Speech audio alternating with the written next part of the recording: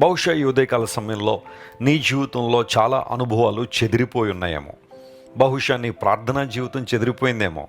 ఇంతకుముందు చాలా చక్కగా ప్రార్థన చేసేవాడు లేదా ప్రార్థన చేసేదాన్ని, ఇప్పుడు ప్రార్థన చేయలేకపోతున్నావు.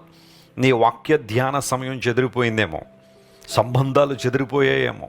దేవుని పట్ల నీకున్న ఆసక్తి, విశ్వాసం ఇవన్నీ చెదిరిపోయినాయేమో. అయితే దేవుని దగ్గర నువ్వు మరలా తిరిగి రాగలిగితే, ప్రభువా చెదిరిపోయిన నా అనుభవాలను సమకూర్చండి అని ఆయన దగ్గరికి రాగలిగితే దేవుడు సమస్తమును సమకూర్చువాడు. చూడండి, పాపము మనిషిని అన్ని విధాలుగా గాయపరిచింది. ఆధ్యాత్మికంగా మనిషిని నష్టపరిచింది, మానసికంగా మనిషిని నష్టపరిచింది, ఆ తర్వాత శారీరకంగా కూడా మనిషిని నష్టపరిచింది. ఇటువంటి పరిస్థితుల్లో దేవుని దగ్గరికి ఒక వ్యక్తి రావడం ద్వారా దేవుడు మరలా పునరుద్ధరణ ప్రారంభిస్తున్నాడు.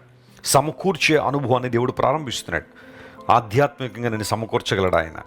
మానసికంగా చెదిరిపోయిన అనుభవాలను తిరిగి సమకూర్చగలడు. శారీరకంగా చెదిరిపోయిన అనుభవాలను తిరిగి దేవుడు సమకూర్చే సామర్థ్యం కలిగిన వాడు.